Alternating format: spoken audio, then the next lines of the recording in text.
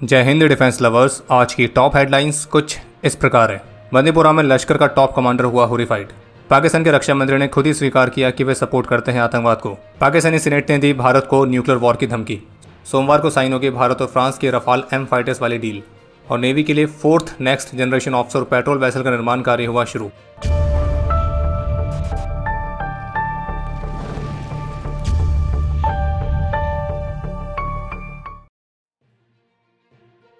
आज 25 अप्रैल को जम्मू कश्मीर के बंदीपुरा में आर्मी और जम्मू कश्मीर पुलिस ने स्पेसिफिक इंटेलिजेंस इनपुट्स के आधार पर संयुक्त रूप से एक सर्च ऑपरेशन लॉन्च किया है, क्योंकि इस रीजन में आतंकियों के मौजूद होने के इनपुट्स मिले थे। और अभी जिस समय हम वीडियो रिकॉर्ड कर रहे हैं तब तक आई रिपोर्ट्स के मुताबिक पाकिस्तान द्वारा स्पॉन्सर्ड आतंकियों के साथ कॉन्टैक्ट एस्टैब्लिश हुआ था, फायर फाइट हुई थी और ऑपरेशन अभी भी जारी है।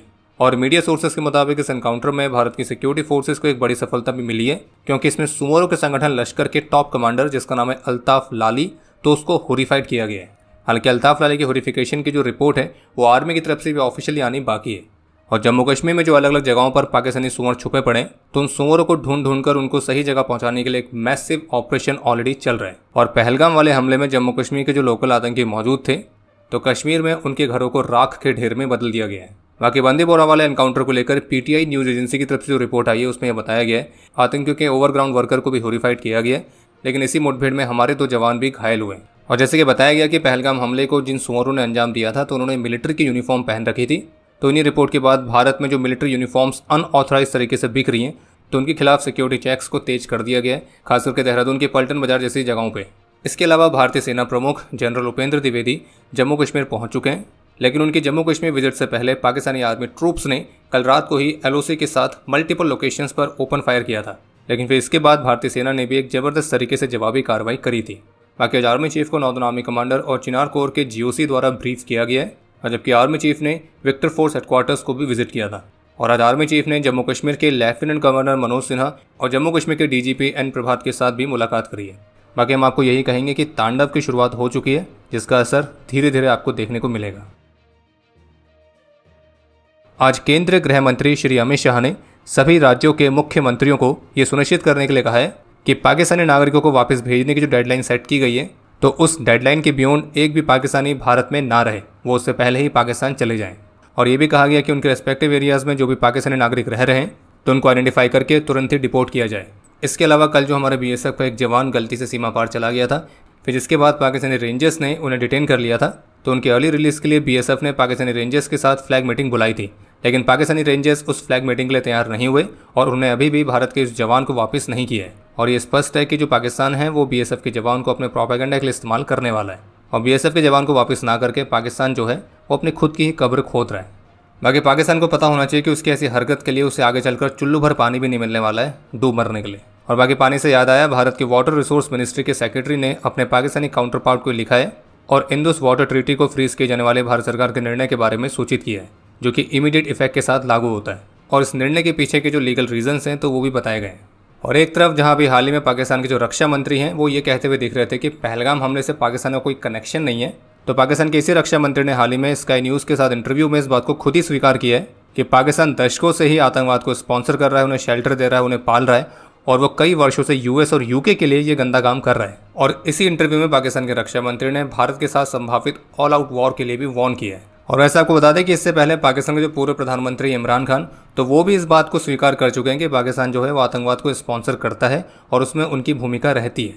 लेकिन वहीं दूसरी तरफ आज शुक्रवार को पाकिस्तानी सेनेट ने एक रेजोल्यूशन पास किया है जिसमें उन्होंने पहलगाम हमले के साथ अपने किसी भी लिंक से इनकार किया है, और ये भी कहा है कि वो उन सारे प्रयासों को खारिज करते हैं जिनमें पाकिस्तान को इस हमले के साथ जोड़ा जा रहा है। और इसी रेजोल्यूशन के साथ पाकिस्तान के डेप्यूटी प्राइम मिनिस्टर का कहना है कि पाकिस्तान फुल्ली कैपेबल है और अपनी संप्रभुता और क्षेत्रीय अखंडता को डिफेंड करने के लिए तैयार भी है, और जिस पर उन्होंने भारत के मिलिट्री एक्शन के अलावा वाटर वॉरफेयर की बात भी करी है। और जैसे कि आप सभी जानते हैं कि जब पाकिस्तान की हालत ख़राब होने लगती है तो हमेशा न्यूक्लियर वेपन वाली बात जरूर लेके आता है। तो इसलिए एक पाकिस्तानी सेनेटर का ये भी कहना है कि भारत को हमारे खिलाफ किसी भी तरह के मिसएडवेंचर में एंगेज होने से पहले याद रखना चाहिए कि पाकिस्तान एक न्यूक्लियर नेशन है। पाकिस्तान वॉर में नहीं जाना चाहता है, लेकिन अगर हमें उकसाया गया तो हम उनसे कुछ भी हारने वाले नहीं हैं। और मैं ये स्पष्ट कर दूँ तो इस तरह की स्टेटमेंट पर तो हमारे प्रधानमंत्री की स्टेटमेंट कह सकते हैं, हमने भी ये सारी चीज़ें दिवाली के लिए नहीं रखी। बाकी न्यूक्लियर वेपन्स तो दोनों ही देशों के पास है, और पाकिस्तान बहुत अच्छी तरह से जानता है कि न्यूक्लियर वेपन्स के यूज़ में जो भारत है वो नो फर्स्ट यूज़ पॉलिसी को फॉलो करता है। तो अगर पाकिस्तान ने पहले यूज़ किया तो भारत तो उसे काफ़ी हद तक रोक लेगा, लेकिन फिर जब उसके बाद भारत की जवाबी कार्रवाई होगी तो एक गारंटी है कि हम सब यही कहेंगे कि एक था पाकिस्तान, वो हमेशा के लिए सच में मिट्टी मिल जाएगा। और पाकिस्तान का इतिहास जो कि 1947 से शुरू हुआ था वो 2025 में सिमट कर रह जाएगा। तो इसलिए न्यूक्लियर वेपन्स वाली जो धमकी है तो वो ना ही दे तो बेहतर है, क्योंकि ऐसा पहले भी हम कई बार सुन चुके हैं। और ये बिल्कुल स्पष्ट है कि पहलगाम हमले का असली मास्टरमाइंड कोई और नहीं बल्कि Pakistani army chief general Asim Munir है, और इस पर भी एक डेडिकेटेड वीडियो हम जल्द ही लाएंगे। अब डिफेंस अपडेट की इस तीसरी हेडलाइन को शुरू करने से पहले आप सभी से एक रिक्वेस्ट है कि पूरी वीडियो ना सही लेकिन इस वाले पार्ट को जितना ज़्यादा हो सके उतना ज़्यादा अपने सोशल मीडिया पर शेयर करें, क्योंकि इसमें हम पाकिस्तान द्वारा फैलाए जाने वाले सभी तरह के प्रोपेगेंडा नैरेटिव्स को काउंटर करेंगे।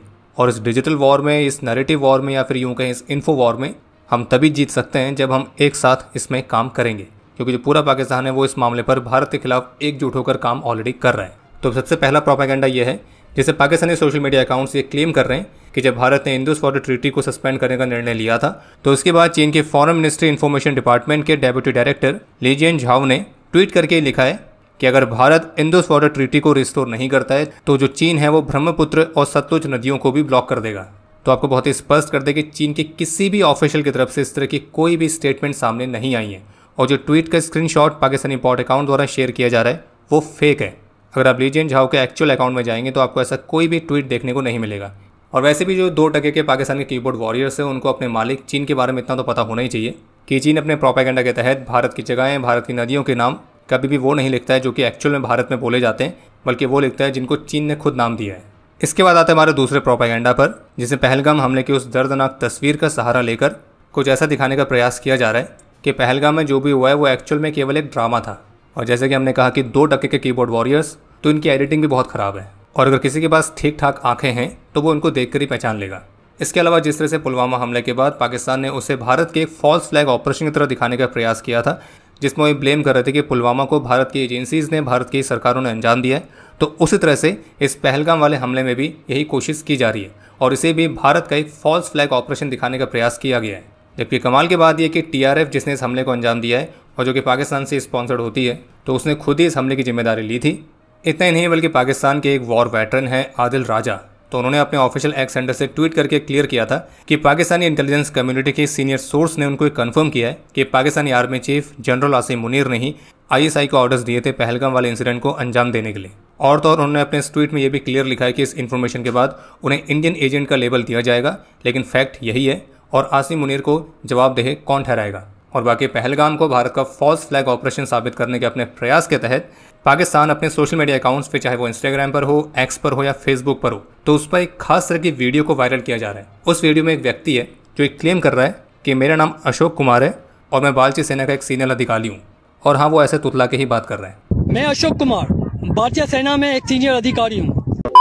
पर खैर उसकी शकल, उसके यूनिफॉर्म और उसके बोलने के तरीकों को देखकर कोई भी बता सकता है कि ये भारतीय सेना का अधिकारी नहीं है, बल्कि ये उस सेना का अधिकारी है जो कि पैंट उतार के वर्ल्ड वॉर के बाद सबसे लार्जेस्ट सरेंडर का रिकॉर्ड बना चुकी है। लेकिन कमाल की बात है कि इंस्टाग्राम पर जो वीडियो डली है उसमें 22,000 लाइक्स हैं, 967 कमेंट हैं और 24,000 के द्वारा उसको शेयर भी किया गया। और अगर आप कमेंट पढ़ेंगे जो आधे से ज़्यादा लोग इसमें यकीन कर रहे हैं तो वो पाकिस्तानी ही है। तो इन जाहिल गवारों को हम बस यही कहना चाहेंगे, अरे भाई कम से कम एक्टर तो सही से पकड़ के लाते, ये तोतला कहाँ से पकड़ के लिए आए आप। पर खैर भिखारियों से मैं ज़्यादा उम्मीद है नहीं। इसके अलावा पाकिस्तान का एक और 2% का कीबोर्ड वॉरियर हमें देखने को मिला है जिसका नाम है तैमूर मलिक। तो उसने कोई तो एक वीडियो शेयर करी है जो कि उसके मुताबिक सिंगापुर न्यूज़ चैनल की है, और इस वीडियो के साथ उसने जो कैप्शन लिखा है वो कुछ ऐसा है कि सिंगापुर भी जानता है कि कश्मीर भारत का हिस्सा नहीं है। पर इंटरेस्टिंग बात यह है कि उसने जो खुद ये वीडियो शेयर करी है उसमें ऐसा कुछ भी नहीं बोला गया है। लेकिन हम समझ सकते हैं कि वो जो वीडियो है उसमें जो भी बात कर रहा है वो इंग्लिश में बात कर रहा है। इसके आगे तो आप समझदार हैं ही। इसके बाद आते हैं प्रोपेगेंडा नंबर 4 पर, जो कि एक तरह की फेक न्यूज़ है जो फैलाई जा रही है पाकिस्तानी बॉट्स के द्वारा, और जिसमें एक क्लेम किया जा रहा है कि वेस्ट बंगाल के हॉस्टल में एक कश्मीरी छात्र मृत पाया गया है। लेकिन काउंटर डिसइंफॉर्मेशन सेंटर ने अपने रिसर्च में पाया है कि ये जो क्लेम किया जा रहा है और जिस इंसिडेंट की बात की जा रही है वो एक्चुअल में अभी नहीं बल्कि 2 साल पहले हुआ था, और अथॉरिटीज़ ने इस केस को एड्रेस भी किया था। लेकिन अभी के समय जो पाकिस्तान के 2% के कीबोर्ड वॉरियर्स हैं तो वो पहलगाम वाले हमले से इस वाले केस को ज़बरदस्ती जोड़ने का प्रयास कर रहे हैं ताकि भारत के अंदर एक तरह की कम्युनल टेंशन पैदा की जा सके। हौसले हम हर किसी से यही आग्रह करते हैं कि ऐसी किसी भी इन्फॉर्मेशन पर आंख बंद करके भरोसा करने से पहले खुद से क्रॉस चेक करना चाहिए। और कश्मीर के नाम पर भारत में ऑलरेडी कई सारे एंटी इंडिया कैंपेन चलाने का प्रयास किया जा रहा है, और जिसमें भारत के अंदर जो एंटी इंडियन फोर्सेस मौजूद हैं तो वो उसमें फुल सपोर्ट में लगी हुई हैं। इसके अलावा पाकिस्तान के एक्स हैंडल में पिछले 24 घंटे में कुछ खास तरह के हैशटैग्स काफ़ी ट्रेंड हुए, जिसमें Pahalgam, Indian false flag, Modi, Kashmir तो ये मुख्य रूप से देखने को मिले।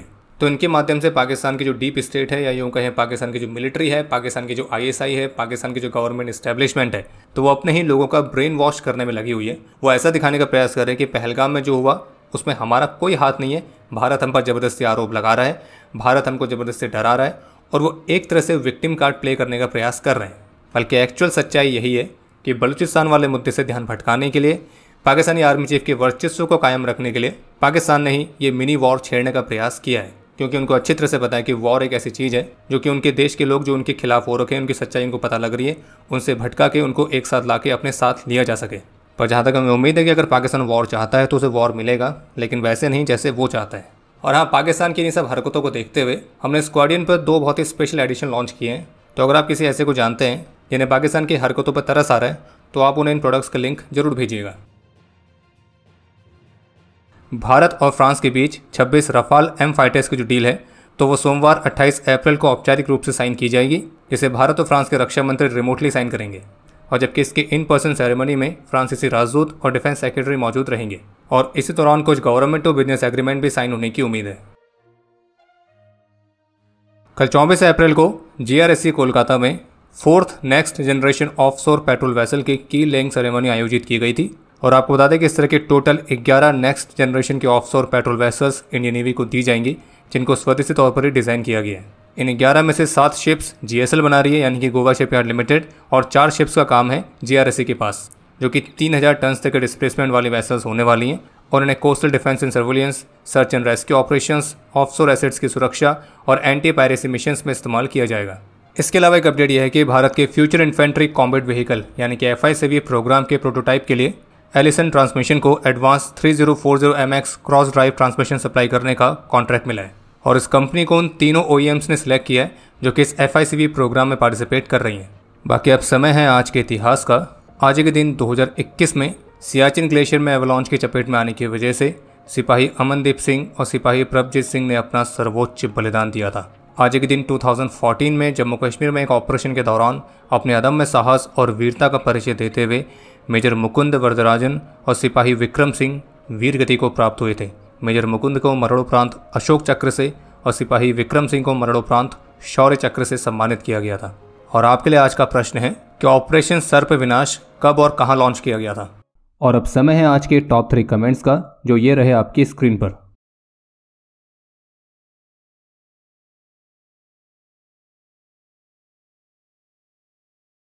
उम्मीद है आपको आज का एपिसोड पसंद आया होगा।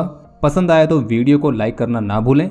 आपके कोई भी सुझाव या सवाल हो तो उसके लिए कमेंट सेक्शन ओपन है। और अगर आप डिफेंस रिलेटेड और भी एक्सक्लूसिव कंटेंट में दिलचस्पी रखते हैं तो आज ही प्ले स्टोर से डिफेंस स्क्वाड की सुपर ऐप को डाउनलोड करना ना भूलें। और अगर आप चैनल पर पहली बार आए हैं तो squadron.in पे जाके हमारे नए डिज़ाइंस को भी चेकआउट जरूर करें। बाकी जल्द मिलेंगे नए एपिसोड के साथ। तब तक के लिए जय हिंद, जय भारत।